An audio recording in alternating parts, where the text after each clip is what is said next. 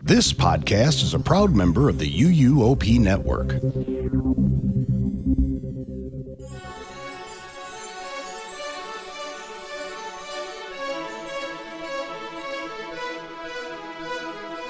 This is episode 655 of the unofficial Universal Orlando podcast for March 25th, 2025. The adventure begins.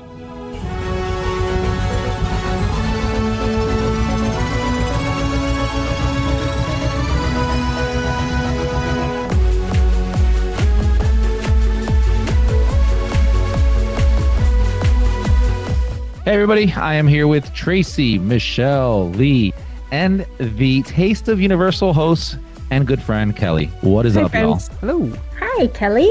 Hi, everybody. Yeah, Hello. so the plan for all these episodes leading up to the opening of Epic Universe was to have somebody on from like the main sort of Universal shows from the network. Hasn't quite worked out so far. Kelly, you're the first. This week we continue our countdown to the opening of Epic Universe by taking a look at Islands of Adventure. But before we get started, the UUOP is brought to you by the Producers Club. Join today and get bonus episodes, chance to be guest host, be part of our awesome Facebook community, and more. Head over to uUOP.supercast.com to subscribe. Shameless plug. Islands of Adventure, the most amazing theme park ever created. Now thrilling families at Universal Orlando. Step inside the whimsical world of Dr. Seuss. Explore the real-life Jurassic Park. Ride with Spider-Man in the world's most spectacular 3D adventure. Come visit the all-new Islands of Adventure, one of two must-see theme parks at Universal Orlando. 2 parks, 2 days, one great vacation. Islands of Adventure opened back in 1999 and was originally made up of 6 lands. It has since expanded to 8 lands. This includes Port of Entry, Seuss Landing, the Lost Continent, the Wizarding World of Harry Potter Hogsmeade, Jurassic Park, Skull Island, Toon Lagoon, and finally Marvel's Superhero Island, and is bookmarked by the iconic Islands Lighthouse, which was inspired by the Pharos Lighthouse of Alexandria. I think it's very interesting looking at Islands of Adventure on the lead up to the opening of Epic Universe. Because Chris, I think didn't you say, was it you that told me about some of the guys that are working on Celestial Park are the people that worked on Port of Entry? Or someone's told me that. Tracy, do you not remember? Who was that? I had a conversation with somebody recently, but apparently the people that worked on Port of Entry are also working on Celestial Park. Who was it? Which makes it... Was it John and Becky? That could have been. So obviously that bodes very well for Celestial Park. Yeah. Yeah, absolutely. It does. Yeah, especially because that coaster there too is getting really rave reviews. And very much, I think, Kelly, I think we talked about it, very much a throwback to Dueling Dragons. Mm-hmm.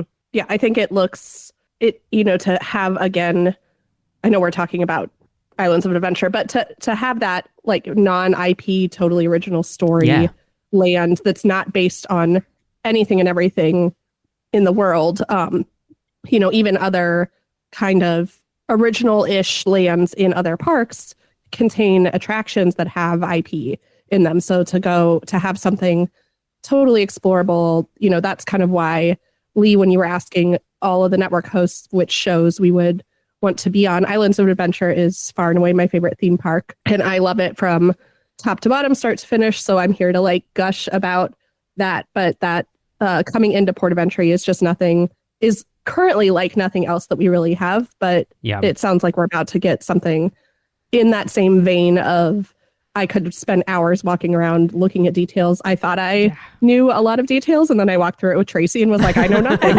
So I know there's so much more there. And it's getting me really excited for Celestial Park when we are thinking about comparing those two. Yeah. Yeah. I mean, Celestial Park is supposed to be like triple the size of Port of Entry, if not bigger. So, well, Port of Entry is only small, though, isn't it? But when you think of an entry land into a theme park, even if you think about like the Disney parks, I can't think of a park that has such an incredibly well themed entrance land as part of entry. Just It's so immersive. from every aspect of it, and the music is a huge part of it. Like everyone you know who is a Universal Orlando fan knows that part of entry music. Yeah. It just sets so the much, tone for your day. it Really. does. And there's so much energy does. in there. Yeah. You know, the water wheel and the windmill, and just like because you've got that kind of like island in the middle of it with all the foliage and the post box, and just making that little winding pathway around that, it just adds all the kinetic energy. And you all know I absolutely adore Port of Entry. Yeah. On the flip side of that too is not just getting there, but I thoroughly enjoyed leaving through Port of Entry as well, because that evening time, Yes. when the sun's hitting right, you have the music playing, it's cooler. It's just, there's something so nice. It kind of, tops off your day at the parks. Yeah.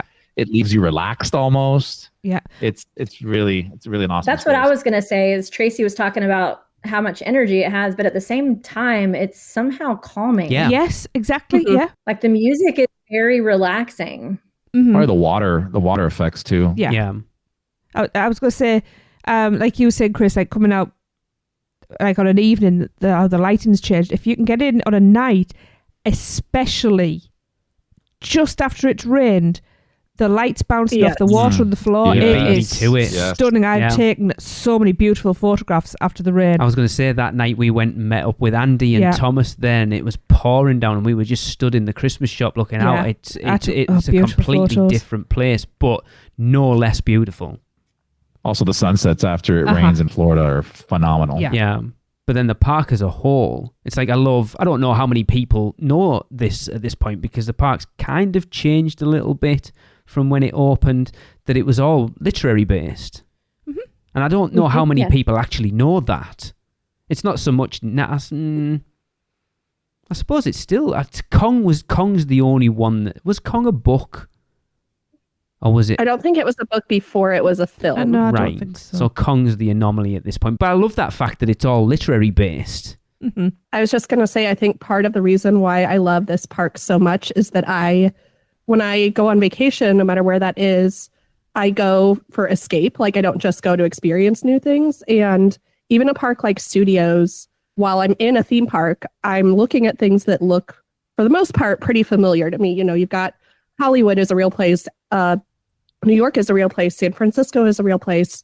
The London waterfront is a real place. And you've got things like Simpsons and DreamWorks. But when I go into Islands of Adventure, there is nothing there that is like my real life. I am in complete, escapism. I'm in these worlds that don't exist in the way that we're perceiving them there. I'm in a world with, this land has no straight edges, and this land, there's magic happening and things like that. Like I can completely turn off my brain and be somewhere that looks nothing like my real life. And that's a big reason why I love this park so much, is I can just go in and completely turn off all the worries of the world and my regular life and stress and things like that, because I'm in something that is a fairy tale or is a comic strip or is, one of my favorite fantasy stories, things like that, that it's a completely separate thing. And even when there is IP included, it's IP of something that is not part of my real life. Yes. That's a really good point. I think it's interesting because I think arguably it's the four main hosts' favourite theme park, but it's out of the two, it's the park that I think as a group, as a foursome, it's the one we've spent the least amount of time in together. Yeah. Yeah. We rarely spend time together as the four of us in Islands, which is odd. Yeah. But then it's strange. It's very much the same park it has been. Yeah, they've made the additions they've made are big additions, but the rest of it's pretty much the same still. So it doesn't feel an awful lot. If you went to Islands of Adventure in the first 5 years and you went back now, it would feel very much the same, which isn't necessarily a bad thing. No, familiarity is good. What I'm intrigued about looking at Celestial Park and Epic Universe all together is a lot of the groundwork, I think, for that park has been done in Islands of Adventure. Like, there's a lot of little references and things we've talked about with Port of Entry, or like in Marvel Superhero Island with Adam Kubert's initials being in there. You know, all those little details that us theme park nerds love to find out. I think Epic Universe is going to take what they've done in Islands and just ramp it up so much. There are going to be so many details in that park. It's going to be crazy. Oh, yeah. I mean, again, going back to, we've said this before, but how often do you open up a brand new theme park? So when you do it, you have to go all out. Yeah. You can't just, yes, they've learned a lot over the years, but how do we take it to the next level? I think they are doing that. Some of the reviews we've heard back from people who have visited are resonating with that same feeling. So I think they're doing it right. Yeah, because there isn't another park like Islands of Adventure. There isn't. There isn't. No. It very much broke the template when they built that, and it sounds like they're doing exactly the same with Epic Universe. So, I mean, quick question then. What's everyone's favourite land? I mean, Tracy. Mine's Port of Entry. I would class that as a land. I could literally spend all day in there. I'm going to cheat and say Lost Continent. No. How is that cheating? Oh, because I was going to say Lost Continent pre-Potter. Yeah, you can't do that. See, it's cheating. I'm talking about as of right now. As of right now? I want to say Hogsmeade, but it's just always so crowded. Yes. It's not really a place you can just sit and like relax and take things in because it's very energetic and overwhelming. I'm probably gonna have to say Seuss Landing. That's probably the land that I spend the most time in. I'm very torn between everything in me wants to say Hogsmeade, but I'm so tempted to say Jurassic Park also. Interesting. I mean, if you're taking people out of it and just going it by that, then Hogsmeade every time. But for sure. We have to factor that in. And I'd actually think I'd agree. I think I'd go Jurassic Park, and I never thought I would say that.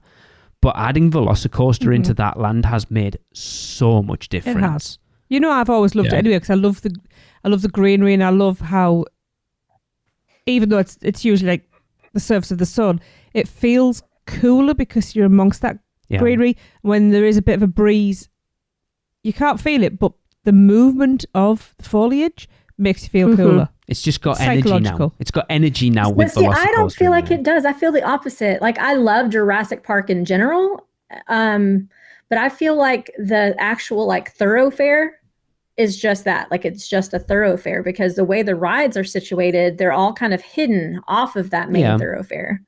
So the whole, as the land itself, is actually very big. Takes a good while to walk from one end to the other. Yeah. But it just feels like a big walkway. But like Tracy mentioned, I think with the greenery, like take Hogsmeade, for example, right?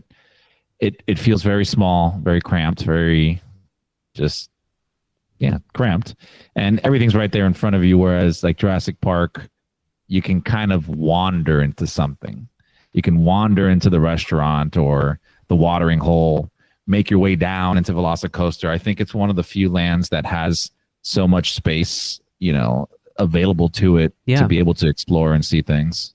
Even more so now with opening where the entrance to Velocicoaster is. You've got that whole area now, which is a people eater as well. And it's just being able to see across the other side of the park, but then the same looking back across that side. And that's one of my favorite areas in the park right now, if I'm honest, that entrance area to Velocicoaster. I love it. Because when they built that ride, I know we're not talking about the rides right now, but when they built that ride, they built it so well that at that entrance point, you can see the top hat, you can see the mosasaur. Yeah. It's so good. Yeah. You can, but I do wish they would add, even if it's just umbrellas, because for people who are sitting outside, it's very hot. It's awful. You're right. Yeah. Okay. Yeah, I wish they had more little walkways and like hidden places for you to just relax. Yeah, that's there really true. aren't a lot of places in Jurassic Park to chill. Well, there is. You just have to consider that Camp Jurassic isn't just for kids. Yeah. There is so much room back there. It is huge. There are so many places to kind of step back. There's not necessarily seating back there per se, but it is so big back there. There are so many places to explore. That's really well shaded. So I've Don't you gotten feel like a little shady though, going back there as just an adult? I mean, I'm not like approaching children or anything. I'm sitting You're not allowed to? Oh, I with my know. friends and chatting with people. This is the conversation we had of Chris going in the kids area in Volcano Bay 2 weeks ago. How have we reverted back to this again? People are going to get an opinion of us. I think we need to stop talking about... How cool would it be in Jurassic Park though if they had like a walk-through zoo? Well, that's kind of what it was before it was Velocicoaster when they had like Triceratops encounter Yeah. all the way down there. I You wish had to I'd walk seen that. through Yeah. all the wooded area or jungly. And what's crazy areas is that's there. still back there. Why can they not use that again? Like, I totally forgot about Camp Jurassic because you have to walk through there for Pteranodon Flyers, right? Yeah. Yeah. Yeah, that That's right. place is amazing at nighttime. I love it there. We need to go in because we've only ever been Oh, in there once. Yeah. But like It all the almost feels like you're cave exploring. yeah, Yeah. and the like rope bridges and stuff, you can get some really amazing photos of Mhm. the park in general. It's one of the highest like elevation places that you can access as a guest that's not on a ride. And so you can get some really cool photos there. Again, like Chris just said, at sunset is really cool. Like there are so many places to be back there and out of the way and in the shade that does not make you feel like you're a creeper. But overall, for sure, for Jurassic Park, what makes me almost tip into that is, I'd say we'll get into rides, but that Hagrid's and Velocicoaster, I'd say Hagrid's is my favorite ride in the world. Velocicoaster is my favorite roller coaster in the world. And they almost cancel each other out. So looking at everything, again, we'll get into more of this, but I'd say I love Thunder Falls Terrace more than I would eat anything from Hogsmeade, things like that, that I think just spending time in Jurassic Park might make me lean that way, even though it feels like it goes against everything in me to not pick Hogsmeade. Yeah. What land did you pick, Lee? Jurassic Park, Mm. which surprised me. It surprised me. I know. I love Yeah. it in there. It's probably the land we spend the most time in. I mean, Yeah. like I say, Velocicoaster has made so much difference to that. And then putting the raptor encounter out kind of along that as well as added into there. And it's just, yeah, I really like it in there. And I agree with Michelle before Velocicoaster. It was literally just a thoroughfare. It was like to get from Toon Lagoon, like Marvel Superhero Island coming through Toon Lagoon to get to Hogsmeade, basically. Why not used to annoy me? Because there was Well, nothing when we were else ranking there. lands, didn't that Velocicoaster ride is what kind of changed the landscape and Yeah. ranked Jurassic Park land so high? Because Yeah. I think Velocicoaster is my favourite ride at the parks right now. I love it. And I never thought a coaster, just because of how my motion sickness affects me, Mhm. but I can ride that and it doesn't bother me in the slightest. And I love it. Because it's, even now, when we've ridden it like 10 or 12 times, you still get on it and then get off 2 minutes, like 1 minute, 59 seconds later and go, what the hell just happened? Every time. Let's do it again. Yeah. yep. If the line wasn't so long, we'd be round and round. Yeah. I mean, it's like I love the Hulk. And I rode that for the first time in forever when we were over in December, courtesy of your co-host, Kenneth Michelle, where it was like, oh, he was with his friend. And it's like, oh, we know someone who works there. So I wasn't expecting to get a nighttime front row ride on the Hulk. And Oh my holy, because it's been a long time since I've ridden that ride. My head was spinning when I got off. Mhm. It's crazy at night. Speaking of rides, let's go over to rides and shows. So we all know how many shows are over there in that park. Yeah, I wish it needs a sit down show. I Mhm. don't understand why they took out the one that they had. Because it was cheesy, but I loved it. Gets you out of the sun. They have two Yeah. massive theaters there that are not being used for anything. No. That's true. The only thing we've ever seen in the Toon Lagoon Amphitheatre was Bill and Ted back in 2004. Other than that, it's never been open. No. Is it usually They used it for one of the celebration of Harry Potter, the last one that I went to. is it usually cheerleaders are in there? Yeah, I think so. It's huge. That is a huge auditorium. And it's like, you look how much Yeah. street entertainment's over at Universal Studios. This is what I say about islands. I know we're not talking about studios, we've talked about 2 weeks' time, but that park seems to have got all it's like the islands get the big additions and studios seems to get like the little incremental additions. And I think islands needs that more than studios.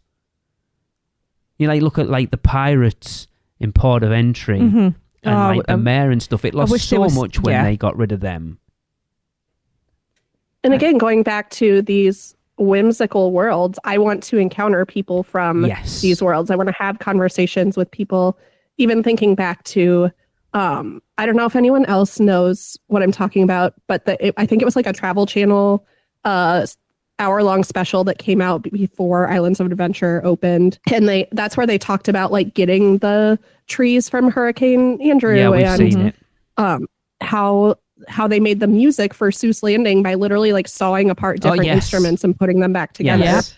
I want to see people playing those instruments. Yeah. There's like part tuba, part clarinet. Like I wish I could encounter more of that walk around atmosphere. It's difficult there because though, it would be perfect for it. It's difficult with parks being as busy as they are. It's like Disney tried to do it with Galaxy's Edge, and from what we're hearing, there's supposed to be a lot of that in Epic Universe. How it will go, who the hell knows? But I hope it succeeds. Look at the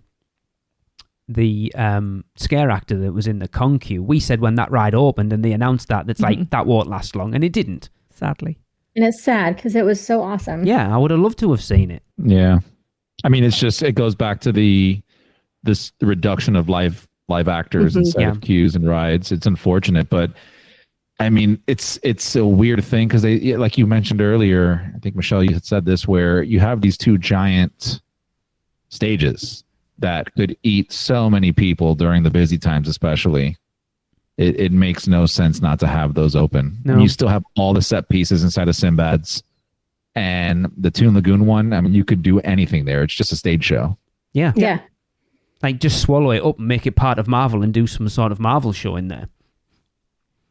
It's close enough, because literally, it's huge. Show-wise, all you've got is the two Hogsmeade shows, which are in a really bad place, honestly, because it's kind of a bottleneck there at the best, because you've got people going into Jurassic Park and then people going up to Forbidden Journey, and it's out in the sun. Like, we've stood there, Tracy, in like the end of August in like 40 degrees heat with nothing to cover, because you get there early, so you get a decent spot, and it is like the devil's. It is. There's something about Hogsmeade that feels hotter than any other place in that park. And then you've got all the stories you'll hear in Zeus Landing, which that isn't even where it. They have an actual stage for that, and then they just do it by the side of. And it was great because it kept the crowds out, so the pathways were clear. But then I think it was because people didn't know it was there. So advertising. Yeah, it's pretty simple. That's the old theme park mentality. There's no such thing as a hidden area anymore in theme parks with all the vloggers and everything. Yeah, they'll find it. True. I guarantee you, it'll be found. And it's a shame there isn't more stuff like that. It's like I'd love to see them bring over the stuff from Universal Japan in Hogsmeade. With the Fantastic Beasts. Yeah. That stuff would be amazing. Oh, yes. Yeah. There's just not enough show elements and street entertainment at Islands, and a theme park does need that. You only have to look at Epic Universe to see how much they've talked up that level of entertainment in the park, and it needs more of it.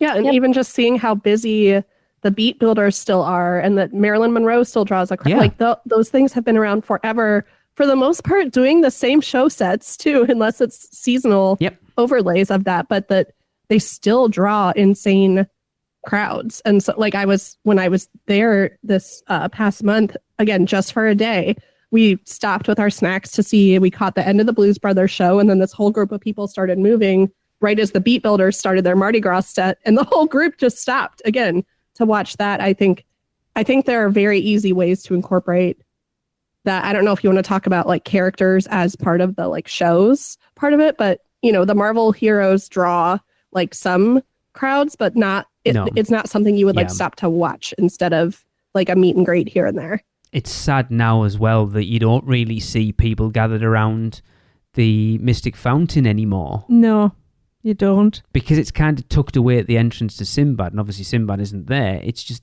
there. And people, I don't know, people who know it's there will go, but the average person doesn't, because there's no reason for you to be there anymore, which is sad. To refill on your Coke? Basically, or will sit there and get some kebabs from Special Kebabs. Yeah. Delicious kebabs. Delicious kebabs. I couldn't remember what it was. But ride-wise, it's still got, like you say, I love Hagrid's. It's just, I hate the fact that it's usually an hour's wait or more. Tracy and I were, funnily enough, we were talking about Flight of the Hippogriff yesterday. And like, I think I remember telling Chris that we queued 45 minutes to ride Flight of the Hippogriff. It was like, holy crap. And I think, do you know what? It was well worth the wait. It was more than 45 minutes because I was waiting for you to get off of the ride. Yeah. And it was much so longer much than fun. that. Yeah. I do wish they'd bring back the launches on the lagoon. Yeah, I would have loved to The have what? seen Skipper Island tours. Yeah. Oh, yeah. I don't understand why they can't do that. Just put some pedalers on there. Some No, classic that's the last thing you swans. want. We're going to have some dragons, things like that. Actually, that wouldn't be a bad idea to use the lagoon for paddle boats. I or think It's probably something. brain eating I amoeba think it in would there. be awful, quite honestly. You think it would just ruin the aesthetics? Yes. It just looks like a crappy theme park at that point. I would agree with the boat launches, though, as a way to get across Yeah. the park. Because it's not like there's equipment for a lagoon show No. in the lagoon. If you're going to do it, if more so than a boat launch across the lagoon, I would love another nighttime kind of water-based show that if they could make it different enough and sensational. But we're not talking about that. We're still talking about rides. So Yeah.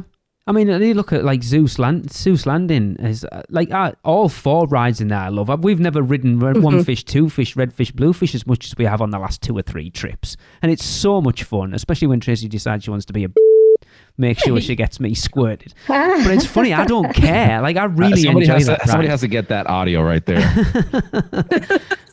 Like, Cat in the Hat desperately needs some TLC, but I still like it. Carousel's fun. The High in the Sky Zeus Trolley Train ride's awesome. Kong I really like, and that we talked about it last week. I don't think it's lost that much going from 3D to 2D. I disagree. My family, though, we don't it's even still- want to ride it anymore. I think it's still rideable, but I think it's lost. It's lost the depth. There was no depth. I think for me, what it's lost is that it's less about the losing the 3D and more of the taking me out of the world of it. And Yes. the goggles themselves, like they weren't just glasses, they were goggles. And so I couldn't see where the top of the car ended and where the start of the Yes. Right, I'm having scene major is deja vu versus- right Yeah. now. It's we okay. just discussed Yeah, this. we fixed that last week. It's fine. Kelly, if you okay. you won't have listened to last week's episode because spoilers, we record this straight after the first one. But what we've told everyone to do is, when you were a kid and you used to make binoculars out of your hands.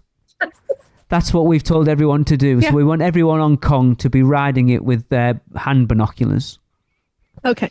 Also, Handoculars. if you're in the middle row and the middle seat, which is what 1 out of like 100 people, your view is not that different. Yeah. But okay. I Well, always there you go. Sucks because the view from I used to like to be the first one in. So I'm all the way to the right and I'm right next to the Kong animatronic. But Yeah. not anymore, because then if you're in that seat, the whole rest of the ride is ruined. I'm always on the outside. I don't know how it works. Weird, isn't it? Every single time on the outside. One of the things I am kind of happy that they have looked at and seem to be changing over at Epic Universes. We've discussed it before about how that back corner, like that left corner of the park's all water rides. And don't get me wrong, I love Popeye. I love River Adventure. Again, we rode River Adventure twice with Kelly when we were over in December. It's the first time we'd rode that in forever. And we had a lot of fun, but it desperately needs some love. Oh, yes. And then Dudley Do-Right, which we haven't ridden for ages because it was closed. And I'm hoping when we go in May, we'll actually do some water rides because it's been a long time.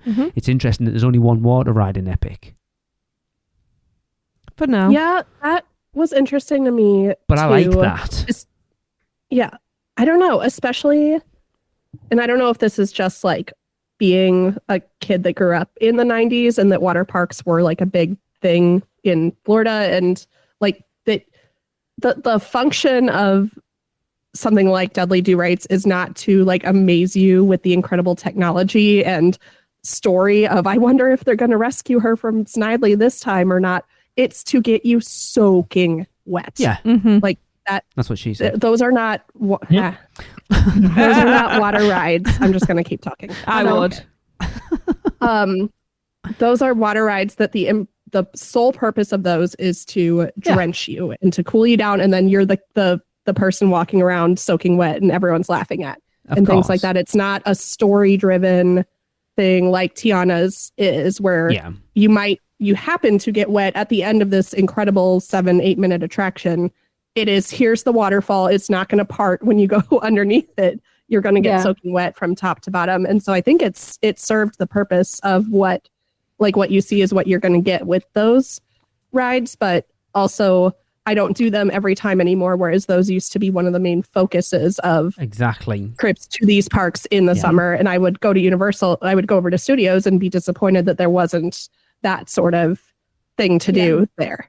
That was the thing about it, though. It's like, if you're not water ride people, or you're at a time of year where it's not warm, it ruled out like a good chunk of that park for you. And I like that Epic isn't doing that. Although that water ride does look awesome. It does. Which water ride is it? What? The dragon fire drill. Yeah, the dragons. Oh, that's fire right. drill. Okay. Yeah. Chris, do you not pay attention when we talk on this thing? I don't even pay attention to myself thinking, so no. I love all the Seuss rides. I mean, I feel like they are all your standard kind of off the shelf theme park rides, but with like a plus one. Like, when we did our like get to know your hosts and we only got to pick a couple attractions, I picked Seuss Trolley as one of my attractions. I was like, I'm riding Seuss Trolley at night during Christmas time. Yes. It feels very people movery of I'm going to be on this elevated track. I get to kind of people watch from above. And then just the extra elements of like, it's not just a spinner ride, it's a spinner ride for one fish, two fish, that you're having to listen to the instructions so that you either do or don't get wet, depending on what your situation is at the moment. But I do wish, I know this is something I've said before, that I know these parks can be kid friendly, or you can find ways to make these parks kid friendly. But I wish there were ways that Islands in particular was more family friendly. Like, I'm in that sandwich generation right now where my nieces are too young for a lot of things, but also my parents are too old for a lot of things. Yeah. So there's very few things that we can do together, because even something like Men in Black, like the spinning is too intense to do with my parents. So it's like, if you eliminate screens, roller coaster elements, and spinning and major water rides, there's very little to do at these parks as a family. That's something I've found more in recent years, going of, we can't all go and do, or like, oh, mom sits with the bags when we ride Hulk, but she can come on Spider-Man. Like, there's not that anymore. So there's so few flat dark rides that can be accessible to everybody, people with mobility issues or other things that would prevent them from being able to get on a lot of things here. I wish there was more of that. It feels especially true at Islands, because you don't have the shows that you can all go and watch together. I don't think experience together. I don't think that's ever been Universal's MO. I mean, Tracy, we were talking about it the other day, weren't we? I think about 5 or 10 years ago, they were kind of looking at aggressively going for that younger and family market, and then realised that that's not them and they'll never compete with Disney, and then doubled down, putting Hagrid's in a Velocicoaster. And Epic looks like it's going to be a bit more family friendly, but it still looks very thrill ride heavy, like on the sort of tamer side of thrill rides, but still definitely a thrill ride park, which I'm more than happy with, to be fair. But I think Epic's doing a good job, kind of well rounding that, because just going back to family friendly and kids, it's not something I ever thought about. You go to the parks, you go to Islands, and you go do some thrill rides, water rides, whatever the case may be. And then we do some family trips where my sister, brother-in-law would come, my parents would come as well. And once my sister had my niece, she's 4 now, and the trips have changed kind of how we do the trips when we go as a family, because you do have to entertain a 4-year-old, right? It's if they're not doing anything, it's going to be a very bad day for you. Yeah. And, it's just the way you have to look at things. And obviously I'm going to get to that point where I have to figure out, how do I handle Lucas in the middle of all these other rides? And one of the things that my sister would bring up, it's like, let's go to this area over here or this park, because it has more things for Skylar to do, as opposed to, me just thinking, let's just go ride this ride because it's awesome. So I'm really glad that Epic is bringing a little bit more family-friendly rides. Not to say that they are not thrill or fun, but, has a lower age and height barrier to ride. Yeah, I do miss the family-friendly aspect. I mean, that is really the only thing that takes me over to Disney every now and then. I get bit by the bug, where I just want to go and kind of have just a little bit of like easy fun, and not really so much all of the thrills. And I do, not that I ever want Universal to feel like they need to compete with Disney, because it's not the same. But like hopefully we're getting the Secret Life of Pets ride. Right. Yeah. So like Yes. more stuff like that. That although it is family friendly and everybody can ride it, even babies, adults are still going to love it. Yeah. Yeah. So, and they've got plenty of places to put stuff like that. So I really hope that they put more family friendly stuff in there. It doesn't necessarily mean they have to be like child only things like DreamWorks Land. No, I mean, you have, what is it? Haunted Mansion. God, what are the other slow dark rides that Disney does? Pirates. I mean, when we go to Magic Kingdom, my mom can get on Pirates, Haunted Pirates of the Mansion. Caribbean. Pirates. Yeah, Pirate. There, yeah. We can do Peter Pan. We can do PhilharMagic. We can do, there's lots Everything of things. just about. But she doesn't come on our Universal trips anymore because there's literally nothing she can ride. And so that was a tangent, but something to think about when it comes to. But it's also why I fell in love with this park as a teenager, because everything was thrilling. I think no one's mentioned Spider-Man yet, but how much that changed the game as far as theme park attractions went. And I honestly think it really holds up. I think Spider-Man is really does. Really good. The effects are still really good. And just the fact that I'm still hearing everybody in the car laughing hysterically or screaming or things like that on that ride, that it really changed the game. Now we're talking about other things changing the game, but that was one of the ones that was like, oh, this is what we're doing now, and changed the trajectory of a lot of theme parks, whether the screens you could argue were for better or for worse in the long run. But the like full immersion, the how do we take this technology from this thing and match it with this technology from this thing and pair it with this technology over here, I think is the big difference that we've seen in the last 30 years. Yep. Yeah, it's held up so well too. One of my comments about the park as a whole is that it's very tired. There needs to be a lot of refurbishments, in my opinion. Yeah, although I still love it. Although don't touch Port of Entry. That's perfect. No, I'm not meaning take things out or like replace them. I just mean like back. Repainting. Yeah. Poor Cat in the Hat. Oh my goodness. It's so sad. It is so sad. It needs like so many things need to be repaired on it that just don't work anymore. Yeah, it's awful. So although they have amazing things there, they really haven't put a whole lot of money into just upkeep. Yeah. That's what I've said. It's like they've done the big things. They've put Hogsmeade in there and Hagrid's and Velocicoaster, but it's the incremental changes just to keep it on top of its game. Studios has got and Islands hasn't. Awesome. We are going to take a quick break. We'll be right back. I wish to go to Universal.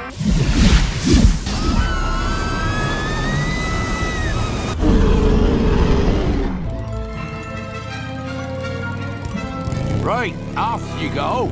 We'll meet at the edge of the Forbidden Forest. Where can our vacation wizards take you? Just tap the port key at portkeyvacations.com and let the magic begin. Welcome back. So next topic, and I'll let Tracy start us off with this one, is shopping. Shopping. Tracy hates shopping, even at Islands. I do hate shopping, but when you can get on those 70% sales. That's a Studios. I know, but that's a Studios. I think Island shopping wise. Well, what I was going to say was they need to bring that over to Islands. Thank you very much. Yeah, there's nowhere in Islands that I would. Christmas shop. I love the Christmas shop. Yes. Oh, yeah. And they go in there every time. Yeah. In fact, I think the majority of the shopping that I ever do is in port of entry because you've Me got too. Yeah. you've got the big store opposite. Yeah, there's also that like odd clothing store or clothing outdoor thing Yes. right Yes, before you Oh yeah. go. I actually to the like that break. place. Yeah. I'm not saying I don't like it. I look at it I've been going to that park since it opened. I've never stopped there never to look at anything. I just always look at it from afar and go, who's buying that? No, they actually have some pretty cute They do. clothes in I've there, had a and they're look. not very expensive. Yeah. I remember a I'm not pact knocking it being again, made. but it's just not branded. It's just generic kind of cool clothes, Yeah. but just Yeah. nothing related to the theme park. I just think it's funny every It's time I walk island by there. wear. That's what it I was is. going to say, it feels more like theming to me than it does Yeah. shopping. Yes. But that's what you would Yeah. see in this. Yeah. Like a bazaar. Town, Yes. Yeah. Yeah, like the boat crashed at Port of Entry and they made a clothing store out of Exactly. the sales. Yes. They got to make money somehow. Yeah. But I do remember a pact being made Oh, please don't bring this up. of a podcast uniform. We were going to go and get clothes and wear them round the park. No, Chris was Yeah, wearing a I crop remember top. that. I remember Yes. that. Chris was wearing And a we crop can top. still do it. That That's is the next correct. weekender. This Yeah. needs to happen. Yep. But What it- was the pact? Do we get to pick the boys' outfits and they have to pick ours? That Is was what it correct. Yes. That's a dangerous game to play. I'll do it. I will do it. Yeah, but Chris, we need us to let the girls pick ours so we can see what we have to wear before we have to pick theirs. Hey, no, No way. No, it's got to happen at the same time. Yeah. Oh, I think the Jesus. boys go in and hide what they've bought, and then the I don't girls like go the in and sound we of hide what this. they bought, and we surprise everybody at the same time. It'll be funny if we all have the same dress. That would be funny. Yeah. I mean, you were talking That would about be even better. You were talking about that big store at the front of Islands of Adventure. To be honest, I'm not a fan of it. I've been in there a couple of times last time, and it's generic. It's like I don't particularly like Yeah. the one in City Walk. It's generic theme park. I know it's there It's for people to it's grab your last stuff stop, on the way yeah. back, but it used to be. But it's your one-stop shop. I mean, it's got But you've also got everything. you've got that on City Walk as well. Yeah, which is the weird thing. So when we were over last time, one of the things I wanted was the wooden. Have you seen the wooden like models of? There's a Velocicoaster car one, and I was like, Yeah. I want that. Do you know where I got it? And bear in mind, I looked in most shops in the parks. I got it at the airport. Yeah, Wow. Crazy. that's funny. I like the Island's big main store better than the studio's main store, though. I don't know Same. if it feels like it flows Yes. better, but I almost always stop in that one on the way out just to see. I think I that don't one's know. less crowded. Yeah. Islands has one of my favorite shops in the whole resort, like property, and that is All Hallows Eve. Oh Boutique. yes. Yeah. Oh, Yes. yeah. I Yes. hadn't got that far on the park. I'm just running around. I mean, I shopping. remember going in there when it was a magic show, Yes, it was and we magic show. thought it was a magic show, and it wasn't. It was a magic show with a hard sell. Mm.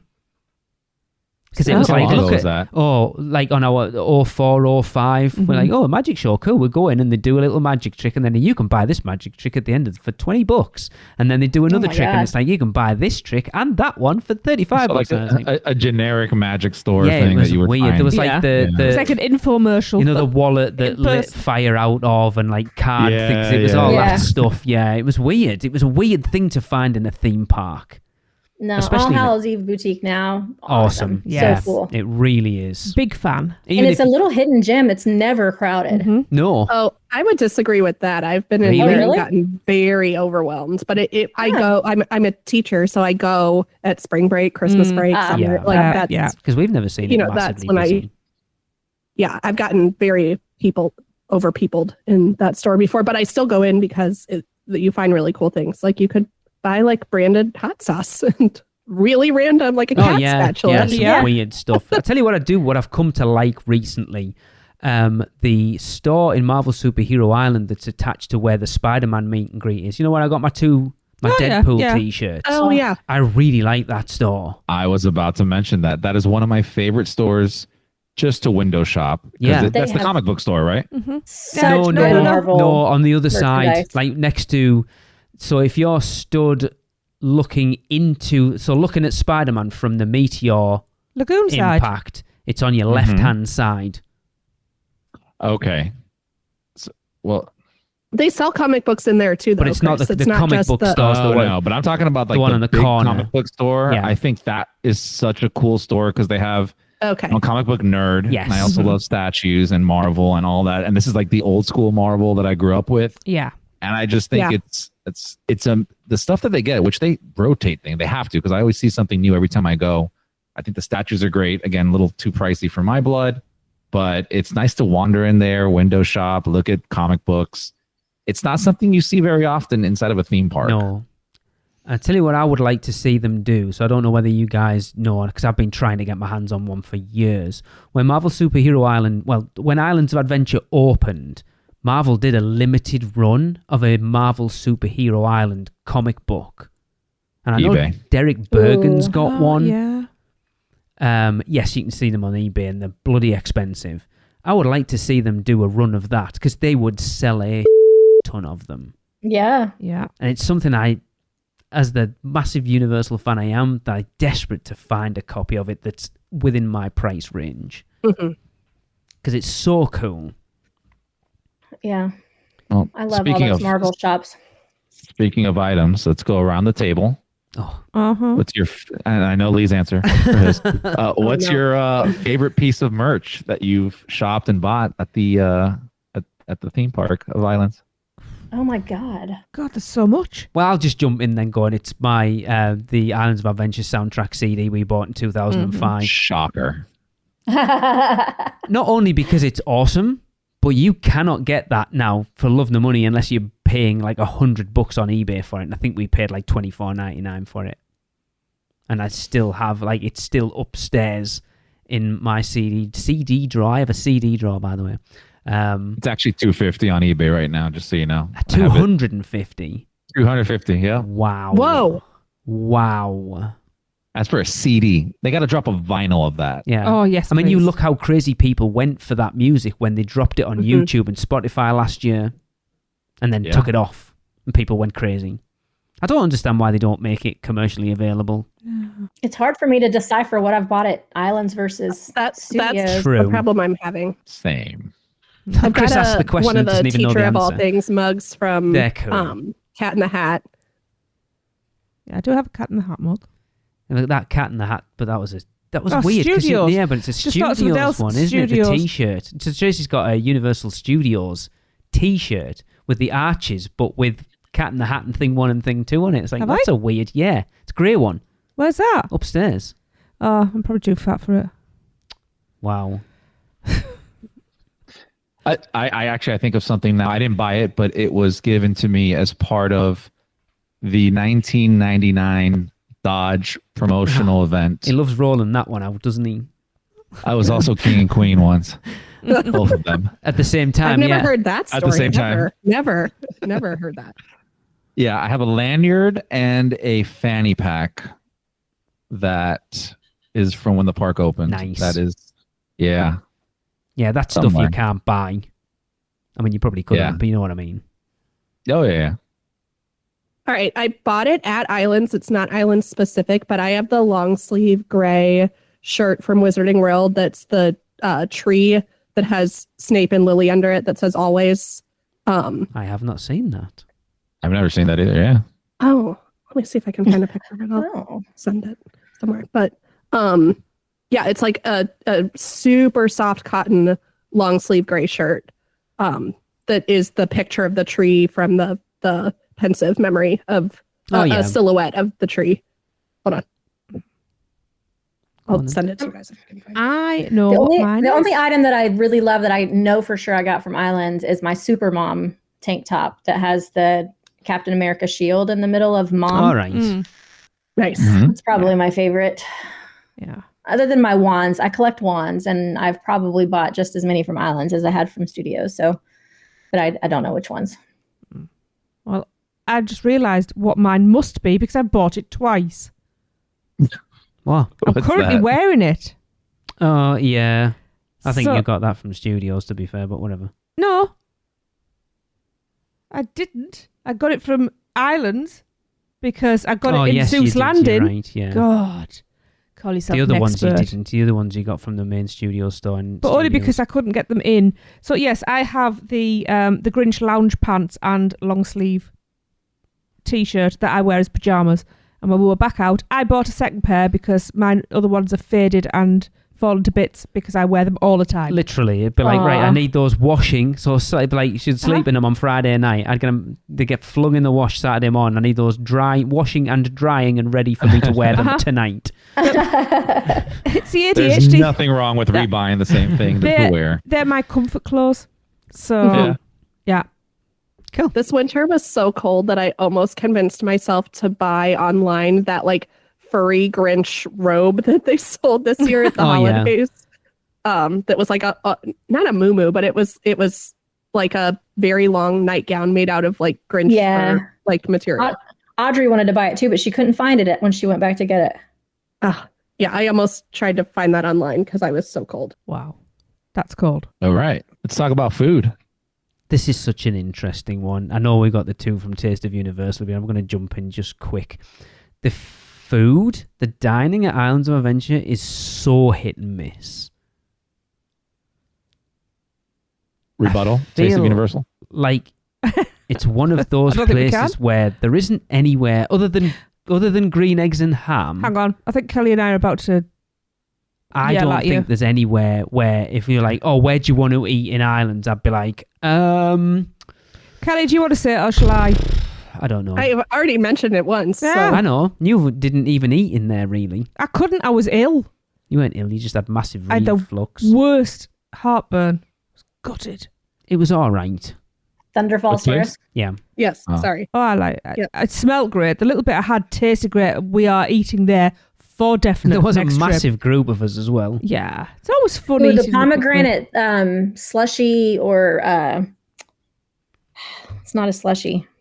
It was ice like cream. a Dole Whip float. Yeah. Oh, Okay, I that wanted sounds it. interesting.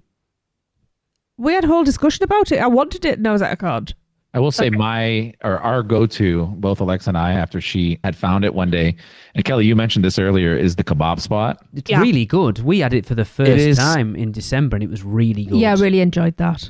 So good. And I think, and obviously pre-pandemic, I don't know what it's at now, but pre-pandemic, that kebab with the pita bread and the chips and all that was such a great value for what you were getting. It still wasn't bad. And what you were, no, I thought it was really good. Yeah. Price-wise, I know it went up a little bit more, but man, it is so good. And honestly, Alexa and I have just walked into that park. If we're hungry, we'll just straight back of the park, go grab a kebab, and then start our day. Michelle, isn't that what you got? Yeah. When we went when we went into Islands with you for the first time. That first time, before we got in line. So good, yeah. Sorry, Kelly. Yeah, I love that place. And they've also added like salad platters recently that have a bunch of different stuff on them with the kebab meat on it. I think that's great. Mm-hmm. I am a fan. I've had only positive and many positive experiences at both Confisco and Mythos. I know that can be hit and miss for people, but I really do like that. I think that's a really good value for a sit-down theme park restaurant with more reliable options than either of. I've come around to Finnegan's, but like between Finnegan's and Lombards as a group or Confisco and Mythos as a group, I would choose those over and over. I've had really good service. I've had excellent allergen service there, whereas it was less friendly beforehand in studios on the studio side. But I think both of those are very reliable options where you can both. I think Islands as a whole has, first of all, a ton of options from quick service, from like carts, like snack carts, all the way up to sit down restaurants where you can get, if you want a cheeseburger, if you want a turkey leg, if you want chicken fingers, you can get that. Or you can get this a little bit more elevated theme park food in something like a Thunder Falls Terrace or a Three Broomsticks, or you've got two sit-down options that regularly have availability, either same day or close to, where you can have a bit more of a celebratory meal and get something. Either you can get like a hamburger and fries, or you could get like a Mediterranean bowl that has all of these interesting ingredients in it that's not something that you would get on a daily basis. Did you just say elevated food and then say the Three Broomsticks? Well, as in it's not something you're going to get everywhere. I would say that's elevated theme park food. Like you can't get bangers and mash at like cosmic rays. Like that's elevated as in like different than your standard theme park food. Yeah, that's true. That's a British thing. Bangs and mash is like a quick if you can't be arsed. I was going to say maybe that's the that's the disconnect. There is that for you guys it's very common. The Three For us it's not. That's like it's something cool. The Three Broomsticks used to be a place that we would go to every time we were there, and it's funny we talked about it again yesterday, and I'm just so done with it now. I like the potatoes. I don't think it's great. To be fair, we did usually only go for breakfast. I don't think we've eaten in there other than breakfast. And I've just... You know, Kelly, going back to what you said earlier, I want to give Confisco's another try. The last time we went there wasn't that great. And similar to what you said with Mythos, so it could be hit or miss. I've had one of the best grilled cheese tomato bisques ever there, and I've also had one of the worst.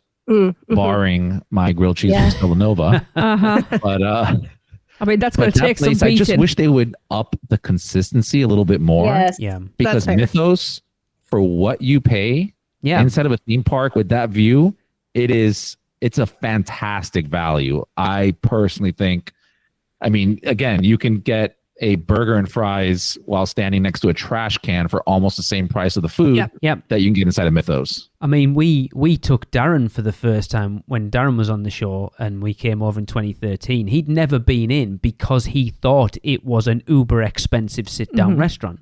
And we went, there was me and Tracy and the kids and him and Eric, I think. And with Eric's annual pass discount on it, for the 6 of us, it came in... 6 of us? Yeah. It came under $100. I mean, all right, this was like 12 years ago, but... And he That's was still like, a great price. He was shocked that it was that cheap. And we're like, yeah. But it is very hit and miss. I mean, Tracy and I will talk about the last time we went, and we both got the fork, knife and spoon grilled cheese. Because it was amazing the first time. And they both looked very different. Like, how can you get the same dish at the same time and they both look very different? Yeah. Like, not in a good You're way. going to say, how do you mess up a grilled cheese? I mean, that's... Yeah. True, yeah. But then you've also got places to eat, like Captain America Diner, or like... And I so wanted to love Circus McGurkus, and maybe it was the choice I made, but it wasn't great. I do want to go back. No, I've tried... French breakfast was great, though. It was. Several of the items at Circus McGurkus, and they were all... Captain America wasn't terrible.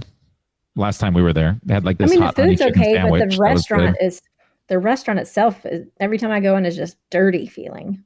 Yeah, I kind of like it there because I feel like it's hidden.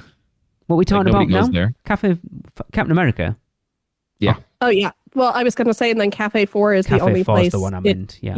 That is the only character dining place. So I've worked with families before who I've helped, like, you know, not in any official capacity, but helped kind of plan their trip for one reason or another. That was like their kid's highlight of the trip. That they had like a 6-year-old boy who is obsessed with Captain America that got to meet him there. And so I'm glad it's there. Yeah. It's not where I'd go to eat, but... Yeah. I mean, a hidden gem for me is Croissant Moon Bakery. Love it in there. It's one of those places Coffee's good as well. People never talk about it. And we don't always go in there. But when we do, it's really good. Never had food from there. It's literally just pop in, activate my Coke Freestyle cup, and keep on walking. But the food does look good. Yeah. I got to try it one day. I want to try. Is it the Croffle? What's that? Is it the Croffle? Yeah. I really want to try that that's in there at the moment. But for me, the shining gem, and I've already mentioned it, of Islands of Adventure is Green Eggs and Ham. I love that place. Yes, me too. I love the food there. I hate everything else about it. Yes. Buffalo tots. That was when we found out that I'd completely screwed up our dates last time and found out that we were going home tomorrow, not 2 days' time. I was not happy with you. No, you changed your mind. You said you weren't bothered. I have to say that too. So you mind. She's still not happy didn't with feel you right bad. now. Kelly, you were there. She said she was all right about it. What, do not put words in my mouth. I was not. I didn't put words in your mouth. Did? Kelly, just hit the mute button and just stay. You were there. Did she not say she was all right? I was the one that was annoyed at myself. I was placating you, but I was disappointed. I'm not going to get in the middle of this. That's a real good idea. No, but it's a thing of what's the point in getting angry about it? It happened. We just had to deal with it. I was annoyed. Anyway. Another trip. Yeah, exactly. I'll be double checking our dates this time, I can tell you. I triple checked buying our Epic tickets last night because I make sure I was on the right days. You triple checked with me when I ordered your Epic ticket. That was Gillian's fault. I had to send you proof twice. Because that was Gillian's fault. She got in my head going, no one else can get tickets for opening day. How come you've managed to get them? Are you sure? Anyway. Yeah, again, the dining at Islands of Adventure isn't great for me. And we rarely eat a meal in there. Yeah. I just thought about, God, what is it? Into the Lagoon. Comic strip. There's they have these places, and I remember as a teenager, and Kelly, you've been going there since it opened, I'm assuming, right? Just about, yeah. 02 maybe was the first time I went. I remember Comic Strip Cafe being like the place to go and eat. It had so many different items to eat there. It was your inside Toon Lagoon. It was like such a lively atmosphere. And then fast forward 20 years and it's just dead. It's so dead. Yeah. But they've got some pretty good menu items. But Seth said that's where they terrible. have the ramen. Yep, and Seth said not it's anymore. Awful. That's gone. Yeah, ramen. Yep, ramen's gone. Yep. What replaced it? Really bad takeout Chinese food. Yeah. Ah. The menu looks good, yeah. But I haven't tried any of the new items, and I feel like that they're just gonna fall on that. Yeah, that sucks. There's nowhere, like I say, for me, other than green eggs and ham, there's nowhere at Islands that's a go-to. The burgers at Burger Digs are good. They are actually. Yes, they are. I will agree with you there. We were surprised. Same thing about Wimpy's. Those are like they're not the like burgers. Frozen patties over at Wimpy's. They it's are rarely open though, like, is it? It's open more than it used to be. Is that so? It is different there. Yeah. They look completely different. They're not your like flat, perfectly round or perfectly square theme park burger. They are like burgers. Your dad went out back on the grill and like they're like thick burgers. That's a their chicken fingers are dairy free. The chicken fingers are also different. I think so. Chicken fingers are everywhere. They might be the same as what you get at Fire Eater's Grill. Okay. But I know they're dairy free, but the burgers at Wimpy's, I've heard good things about. One time on Taste of Universal, I combined Blondies and Wimpy's and called it Blimpies for about 30 minutes before anybody corrected me. But again, if you want something a little lighter, where else is there a like sandwich shop within a theme park? I don't know that I would call Blondie's a good. Mm-hmm. It looks like a cross-contamination nightmare, so I've never tried to eat in there. Yeah. But it does. Where else can you get like a turkey sandwich necessarily in a theme park, or like a salami and Italian style grinder in a theme park? I think there are. That's what I mean by it might not all be good, but everybody can find something they want there because there are so many options. If you want a hot dog, you can go to the mess tent at Kong. If you want, I was going to say, the Kong, yes, the Kong Dong. I was waiting to jump in and say the Kong Dong is one of my favorites. It is really good, actually. To answer your question, Kelly, the Today Cafe. That's not the same park. She didn't say the same park. She said inside a theme park. Where else can you get a sandwich inside a theme park? Oh, true. After I give an honorable mention, their fries, crinkle cut, seasoned, so good. I guess I was comparing Universal to Disney in my mind on that of where I can't. Yeah. I just wish I wish they'd elevate the food at Islands a little bit more. There's more places in studios that I would go to, like that are go-to eat places than there is in Islands. There's more. If I was in studios looking for somewhere to eat, there's more options than there would be in Islands. If I was in Islands, like where are we going to eat? It'd be like. To be honest, though, we more snack during the day and then have the big meal out on City Walk, don't we? Big breakfast, same. Small dinner, big dinner. I do wish, now thinking back on spots to go to is going back to Mythos. One thing I do wish they did there, sit up or like a walk-up bar, right? And sit and hang out because maybe I don't want to have a full meal. Oh, yeah. Especially on that back patio would be nice. They did for a while, didn't they? Because they were doing the signature drinks. Like where stroller parking is. Yeah. But it was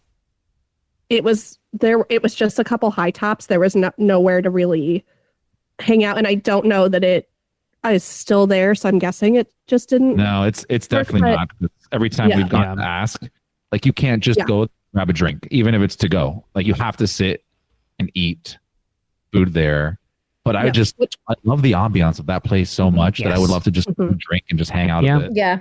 Like you kind of And cowfish or Confisco's whatever. has backwater bar attached to it, so you have that carryover of the theming and the drinks from Confisco to. I love sitting there. We've never You want been. to talk about like prime people watching, sitting there and looking out over the lagoon. People just coming into the park, people heading out for the day. That's a great point, Chris. I would love something like that at Mythos. Mm-hmm. I will There's say, some good drinks in Jurassic Park, though. Yeah, watering What's hole. the name of that? Yeah, and then there's also a like a food cart kiosk where they serve really good empanadas. That isn't that right by the corner of Velocicoaster, like where you see through the gates? I think it's opposite the bathrooms, isn't it? Like as you're going round towards the Discovery Centre, because that's where Tracy got the Island Nubla IPA It's further from. down from the Discovery Center. It's down closer to where you can see Velocicoaster. On the corner. At least it used to be. Yeah, a little corner. They have the pizza skulls there too now, right? Mm-hmm. Yeah. And then you can get like the fruit with tahine and stuff. I am starving. There's some good. There's actually some. Now that we're talking it out, there's actually some really good food options in Islands. I prefer food in Islands over studios just about any day, minus a couple specific things. Wow. Yeah. Also, I also again have fewer options in City Walk than most people do. Mm-hmm. So that's taking that into account. I would, other than a couple things, which maybe I'll save this for a later date, but I had taste, but I had my first like negative nightmare experience at Today Cafe on this last trip. Oh. You okay? Oh yeah, no, nothing happened. Yes. Oh, okay. Yes. Yeah, it was rough. I was totally fine, but it's because I prevented anything from happening. Yeah. So you were, conscientious. Yes. Vital. Yeah. Studios has like, I mean, I know everybody talks bad about Mel's, but it's a nostalgia thing for me. So that's like my go-to place. And then Minion Cafe is good, and the crepes. But other than that, there's not like a ton of stuff there that I love. We're not talking about that for another 2 weeks. No, I know, but I'm just saying, like in comparison, now that we're really talking through Islands, there's a lot more at Islands that I actually do eat. I disagree. In my opinion, you can disagree. I am disagreeing. It's called a discussion. I know. That's what I'm saying. That's why I'm saying. A foodie tour on the next weekender. We should. We've got so much to do on our next weekender. It needs to be a next week. I was It needs to be a weeker, not a yeah. weekender. Yeah. Crazy. Goodness. All right. Any other dining discussion here before we move on? No, not that I can think of. Yeah. Honestly, though, this discussion has kind of opened my eyes to trying some more things in Islands because we don't really eat much in there. Yeah, we're the same. We don't eat a lot during the day, though. We do more when we're over in the other park. Yeah. All right. Well, for more info and history on the park, go and listen to our interview with William Kidd, one of the composers for the park, on episode 28, episodes 104, 114, and 124 for our Islands of Adventure orientation episodes, episode 190 for the composer of the Marvel Superhero Island music, Howard Drosen, and episode 288 for Adrian Gorton, art designer for Port of Entry. We've had some people on the show who've had a hand in that park. We really have. Oh, yeah. Mm-hmm. And Kelly, could you please let all of our listeners know where they can listen to you and your lovely co-host, Tracy? Oh. Yeah. Head chef Tracy and I, along with Shelby and Kayla and the occasional guest, can be found at Taste of Universal podcast. And we are on Instagram and Facebook as well, and on all the regular podcast platforms. And I meant to plug this last week, actually, mentioning guests on Taste of Universal. The last episode that came out on the 8th of March, a good friend of the show, Zandra, was on, who got to go to a preview of the Food for Epic Universe. Mm-hmm. So definitely go and listen to that last episode. She was a great guest. Totally not jealous of Zandra at all. Oh, I know.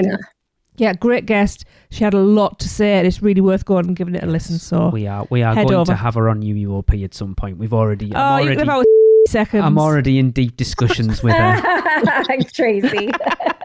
Love you. Yeah, All it was right. one of those, listening to her talk, I kept forgetting that I was actually on the episode Yeah. and not Right. just listening to it, that I was supposed to be also Yeah. talking. She was, So. Contributing. she was so engaging. Cheers. Yeah. All right. Well, we want to hear from you. So send us your hilarious, how bad is Fast and Furious Supercharged jokes and your epic which stick gets your lick recordings to podcast@uuopodcast.com. Plus, don't miss out and join the amazing Producers Club community today at uuop.supercast.com. Join us next week as the adventure continues. Are you insane? Get out of here. The curse, it's real. The podcast is over. So, the Magi want you to check us out on Facebook, Instagram, X, YouTube, TikTok, and Pinterest. Just search UUO Podcast. For all the podcast news and articles, check out our blog at uuopodcast.com. Contact us by emailing us at podcast@uuopodcast.com. And if you want to join the Producers Club, email us at uuopproducers@gmail.com. Silence! With your subscriptions, we shall rule for all eternity. Listen and subscribe to the podcast on Apple Podcasts, Spotify, Google Podcasts, and everywhere else podcasts are found. Not even the Magi can save you now. There is no escape. Your end shall be my beginning. Prepare yourself for your next trip by emailing Michelle at portkeyvacations.com. She can take care of all aspects of your next Universal Orlando vacation. We hope you enjoyed your podcast. Please remain seated and keep your arms and legs inside the prepare to forfeit your souls. Check out the other podcasts on the UUOP network.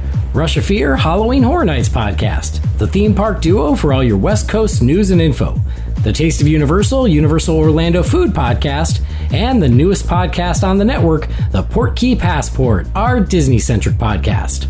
So hey, welcome back.